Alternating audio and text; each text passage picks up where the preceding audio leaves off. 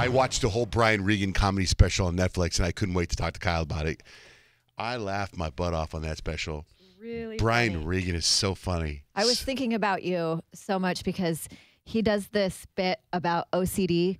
And I think, we know John Jay has a little bit of that. And he's like, I suffer from OCD, but I kind of feel like suffer is the wrong word. I feel like that word should be reserved for the guy on the ground wriggling in pain.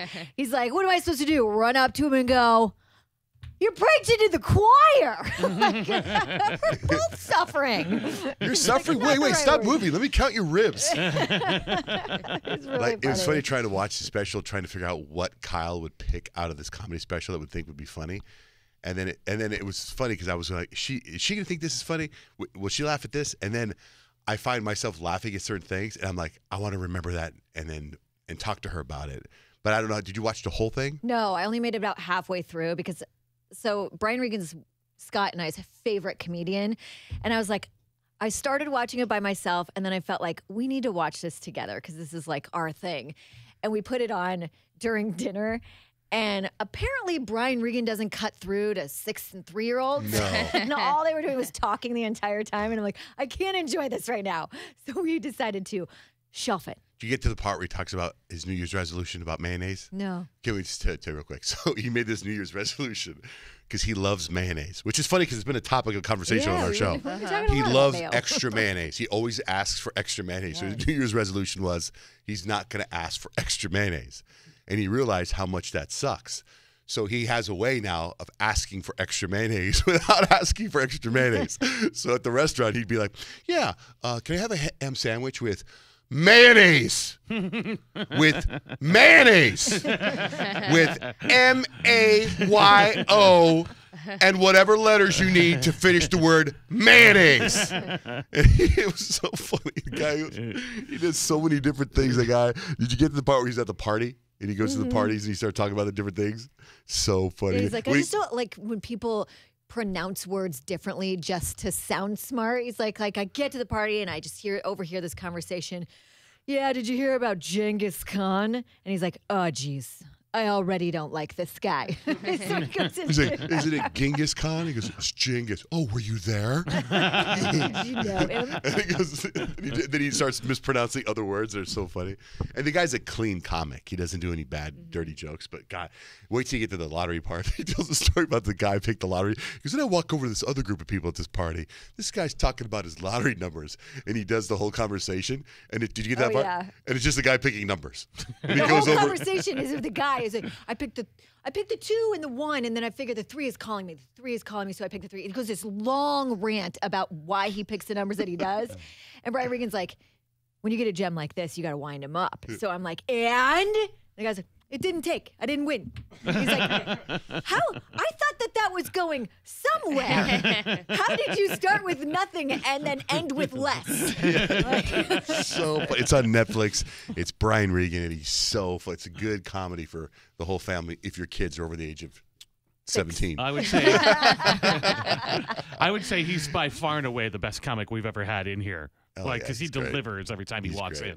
in. Joey Bradfish in the studio because Joey, you brought something up that I read this article the other day about the TV show This Is Us, and it's ending. And I remember when it first came on, I to use the word obsessed, I was on here talking about it every day, and I'd come in crying. We talk about season 1. I thought was unbelievable. There was this incredible twist in season 1. And then season 2, I was like, oh, okay. Then you find out how the dad died. And then I was like, meh. Season 3, I wasn't into it. And I still get people message me going, oh, my God, This Is Us, This Is Us. You got to still follow it. You still got to follow it.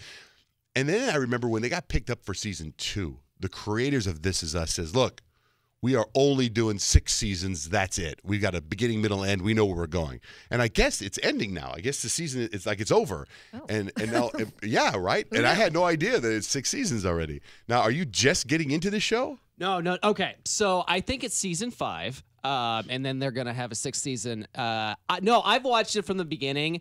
And like you, after like season 2, maybe half season 2, season 3, it's like, okay, it's enough already. Because it's at this point in the series, it's like, I feel like the Pearsons are going to be abducted by aliens because they're running out of bad things to happen to them. Oh, really? It's just been bad stuff, bad stuff. That's all it is. And my wife, it's appointment television for her. So Oh. I have to watch it every week. And every week I'm just like yelling at the TV saying, oh, come on. It's just, it's like, it's so syrupy. And but by that, I mean just like so, you know, like Soap opera? yeah, soap opera. And it was like that in the beginning, but now it's just like over the top. Everything Cheesy? is just over the top, huh? Cheesy like? Cheesy, yeah, very cheesy. And yeah, but I have to watch it every week because my wife just absolutely loves it, and I'm just like, ugh, it's enough. It's Is enough there even already. a part of you that goes, I wonder what's going on with Kevin?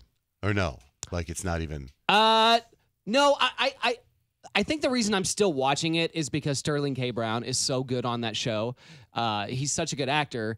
And I would kind of relate it to Your Honor because I watched all of Your Honor over the weekend. Ooh, Showtime, Your Honor. And Yeah. that show sucked. I'm sorry. It sucked.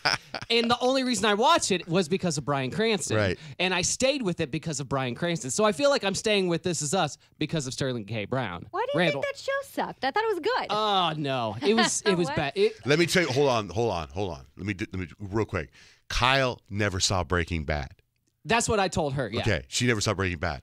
So I know because Breaking Bad is phenomenal. So knowing that I'm a big, huge Breaking Bad fan, and if you're a Breaking Bad fan and you miss it, I think you get your Breaking Bad fix out of Your Honor. Absolutely. So if you've never seen Breaking Bad, I think Your Honor is phenomenal. I Yeah. think Your Honor is a great show. Kyle liked Your Honor. I liked Your Honor. You are a psycho Breaking Bad fan. That's true, yeah. So you were probably going, oh my God, I can't wait to see this. So you were probably let down. Yeah. Had And- high Right. expectations. Yeah. Yeah. It was pretty much like you said, the same character as Walter White. Right. But it was the lower tier version Right. of Walter White. So maybe that's why I didn't like it. In the end, it just ended, and it was I don't know. I didn't like it, but anyway, yeah, This Is Us. It seems like you watch TV to torture yourself. Is there anything I you're do everything enjoying? to torture myself. Joey doesn't really enjoy much. No.